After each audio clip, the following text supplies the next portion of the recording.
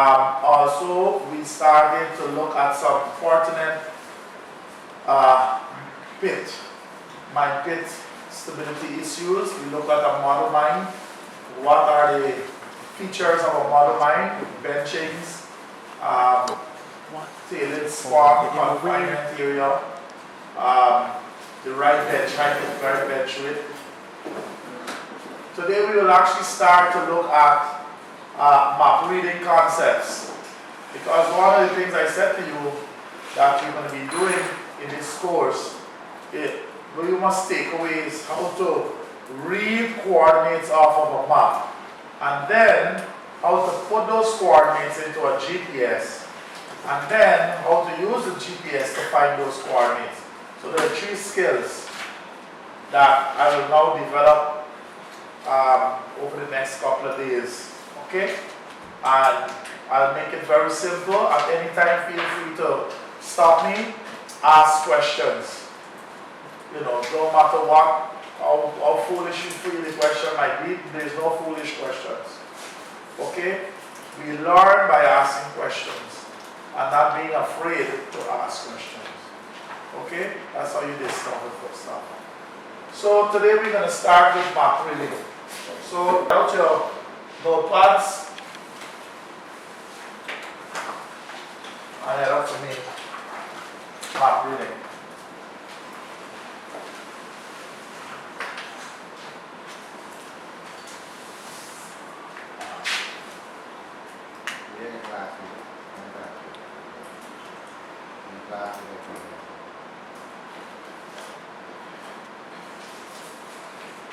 Amazing. 19. Okay.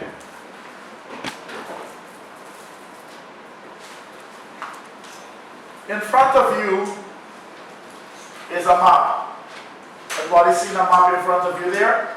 Yeah. Okay? In front of you there is a map. And this map is what you need to learn to understand, because these maps, like this one here, can display different types of information. The one that you have is a pretty simple map showing you geological formations within the Madhya Pataro area, Madhya Kwanruk area, okay? On it you will see also blocks. As you can see, you see the blocks there, right? But this map here is a different map of the same body area, but not with an emphasis on the geology, but on the mineralizations in the area, the gold mineralization. As you can see here on this map, there's a lot of yellow zones, which are actually the yellow indicating gold zones, where there are anomalous areas where there has either been mining in the past or where there is current mining in the present, or where there has been some pre-existing sampling results that have been summarized onto the map. And so you have a summary of gold occurrences on this map. This is the map that you'll be more interested in. It's not so. The reason why I did not give you this map to start the learning process is because, you know, there are different types of bicycles. Isn't that so? And when you are about 2-3 years, you want to learn to ride a bicycle. Your parents did not buy a mountain bike and give you. Isn't that so? They bought a tricycle and they put you on a tricycle. And then when you learn to ride a tricycle, then they give you what? What was the next bike you got? A BMX. Isn't that so? Yeah. And then from a BMX, you get everything else. This is our tricycle. Okay? Alright? Why is this our tricycle? Because it starts with basic. First of all, the map is not congested. It's simpler information. And the grid lines that are used follow the UTM system, which is the Universal Transverse Indicator system, which is one way in which you can read and report coordinates in. And then you have another system which contains the latitude and longitude, and those are expressed in degrees, minutes, and seconds. We will first understand how to read maps in the UTM system, and as we progress into the course, we will then move on to how to read maps using the latitude and longitude system using degrees, minutes, and seconds. Let us start with what a map looks like. When you pick up a map, it doesn't matter which country you're in. If you're in America, Japan, Canada, or Guyana, all maps will have a basic layout. Okay? Just like how all cars look in a certain way. They have two wheels at the front, two at the back. Isn't that so? Generally, all cars have that format. Similarly, all maps will have a look like this. You're looking at a map. It might be a piece of paper. It might be a laminated piece of paper. You got what I mean? But it will be either a rectangle or some oblong or whatever the shape might be. The key part of a map is to understand where is the top of the map. The top of the map, you will notice, is the north. So the top of the map is north. You normally will see either at the top right hand corner an arrow that says north, south, west, east. In some cases you will see that sometimes it's on the top left hand corner. Different map makers do a set of different foolishness. Some of them put it in the top right hand corner, some put it in the top left hand corner. The fact of the matter is they will have a north arrow. Normally you'll have that. And then you'll have lines that come like these. Some form of grid line. Where the top is north and the bottom is south. Okay? And when you are looking at the map, not when you're backing the map, when you're holding the map in front of you, like this, okay? You understand what I'm saying? The top is north, okay? The bottom is what? South. And when I'm looking at the map, the left, my left hand is west. So the left side of the map is west, and my right hand is always east. That's the first thing you need to know, how to orient yourself with respect to a map. Alright? So you'll have the north, the south, the west, and the east. Okay? Make a sketch of that in your notebooks. So head up, map reading, make a sketch of that. And I'm saying every map has the top is north, the bottom is south. When you're looking at the map, your left hand is west. And when you're looking at the map, your right hand is east. So if this is our map, right away you know this is what? Here is, here is, and here is. Good. The next thing you need to know about the map is that they will have some lines coming down like this. Grid lines. Okay? Vertical lines. Let me just erase it and do it again.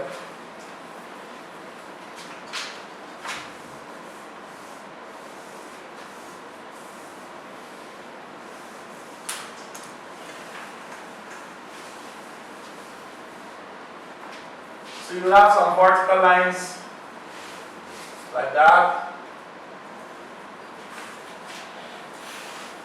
Quite clear? And normally you might see some number at the top of the line. It could be something that says 900 meters, as in 900 M. M represents meters. Everybody clear? Yeah. And then it might have a big E, which E represents east. And then it might go to 1,000 meters E, which means what? East. Then you're going to have probably 1,100 meters east. What you notice is that the distance from this line to this line is 100, is that so? 100 meters, is that so? So here you got 900 meters east. 100 more meters you make it up, 1,000 meters east. 100 more meters make it 1,100 meters east. So that the distance between this line and that line, in this case, could be 100 meters. Okay? Now, one of the things we know is that the numbers increases as you go into the what direction? East. Understand what I'm saying? So as you're going east, the numbers get bigger and bigger. Maybe if this map was larger, let's say this was a larger map, let's extend this map right up to here. Okay? Got me? And so that the next line might have been here, and then you might have had another one here. What would this one be? 12. What? Tell me the full thing. 1,200 meters east. And this one will be 1,300 meters. 1,300 meters east. Everybody see that? Yeah. These are called eastings. Each one of these lines are called eastings. Eastings. So this is the 900 meters easting line. Okay? This is the 1,000 meter easting line. This is the 1,100 meters easting line.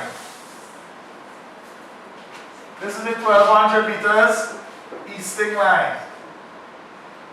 This is the 1,300 meters easting line. So each one of these are called eastings. Okay, make a note, sketch, take the time.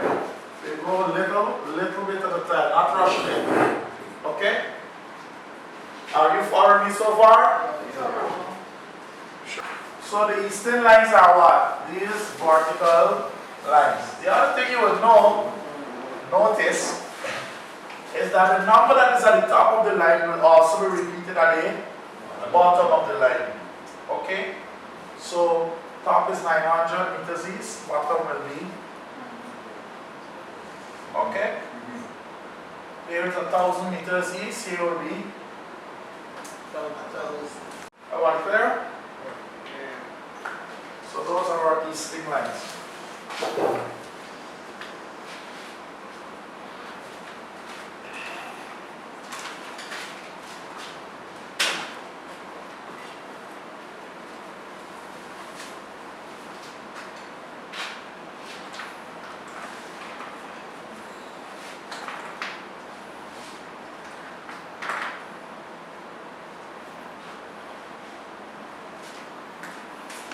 Good.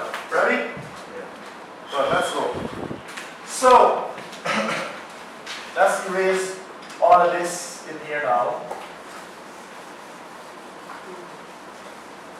so that we can have a simple looking sketch. We don't want to confuse our drawing on the board.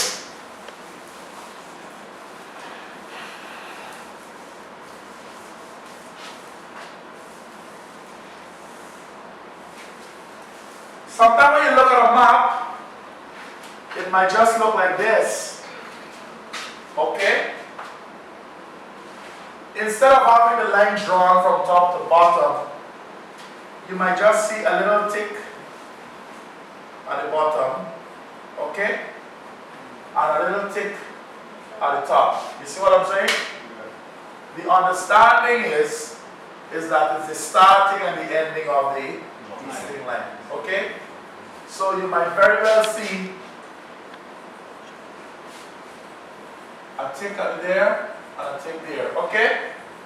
You might very well see a tick there and a tick there, okay?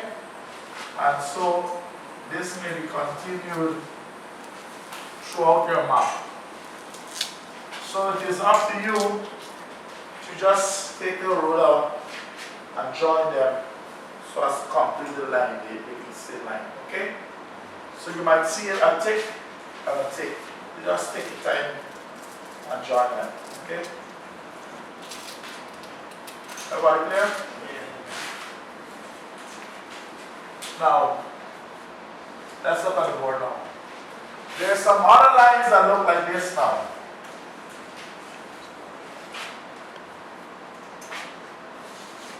Horizontal lines.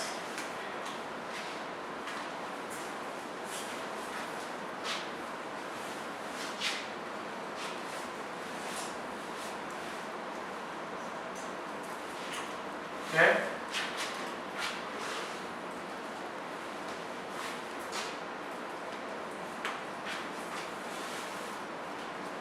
All right?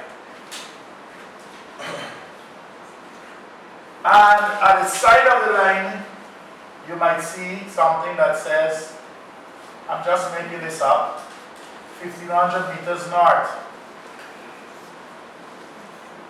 Then going up to the north, you have 1600 meters north. Okay? So here is 1500, anywhere along this line is 1500 meters north. But when you go from here to here, it's 100 meters. Is that so? So that when you're at this line, it's now 1600 meters north. Then when you go up to this line, it will be what? Tell me. 1700 meters north. 1700 meters north. Okay? And then if you were to go another one up, it will be 1800 meters north. Then up again, 1900. So every line is 100 meters from the other line. Okay? So the northings. These lines are called northings. These horizontal lines are called northings. So that's a northing.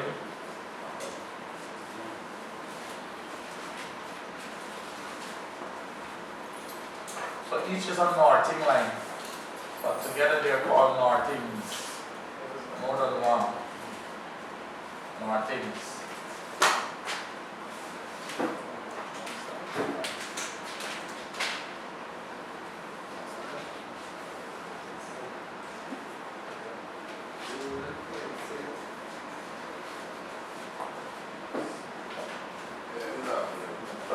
So there's two seats at the back there, two in the steel here.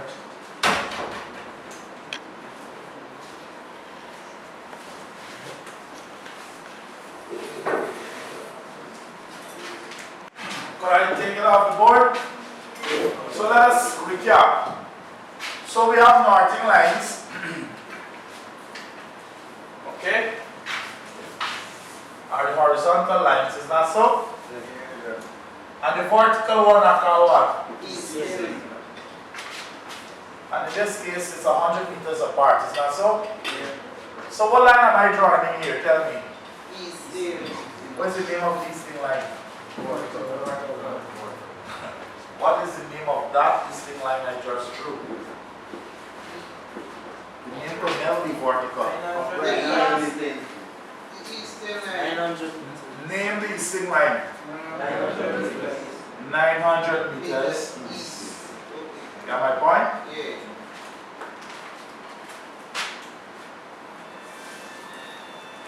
What is the name of that line? 1100 meters east. Is it a northing line or an easting line? Eastern line.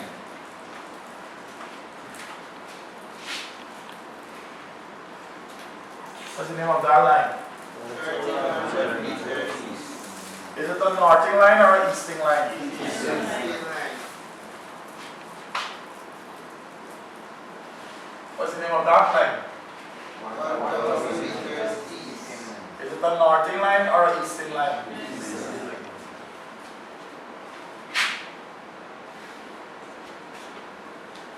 What's the name of this line? 59 kilometers north. Is it an easting or a northing? North. What's the name of this line? 1,600 meters north. Is it easting or a northing? North. What's the name of this line? 1,200 meters east. Is it an easting or a northing? Eastern. Good. You put easting or northing next to the letters I will put on the board.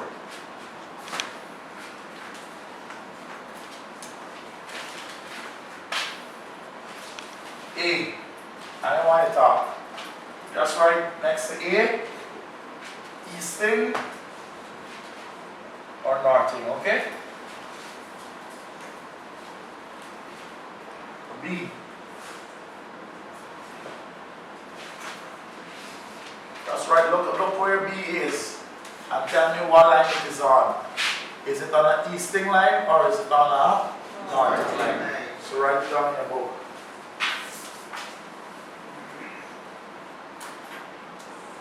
C. Is it on an easting or a northing?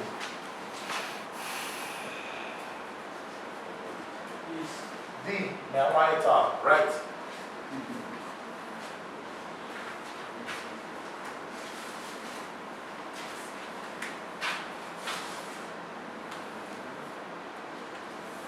Then you have E. Then you have F.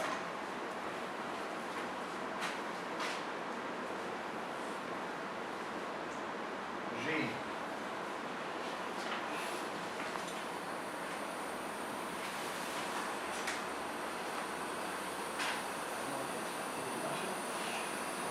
H. Tell me what line it's on, easting or northing?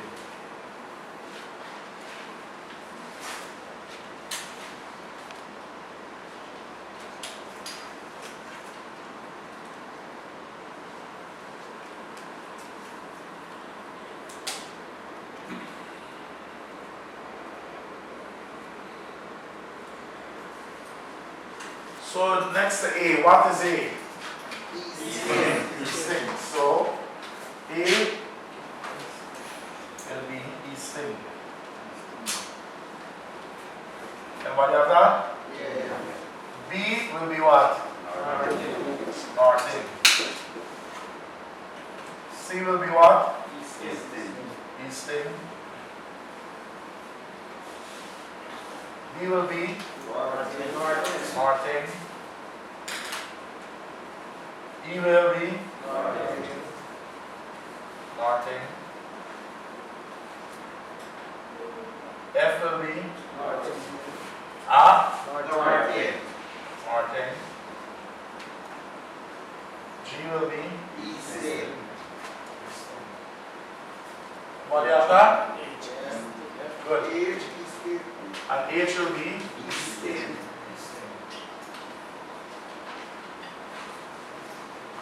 So this is the fundamental concept you must recognize when you're looking at the map. It's going to have easting lines and northing lines.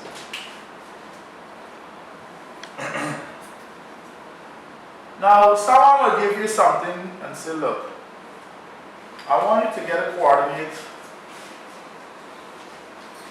of a certain location. Maybe there is some shape that looks like this.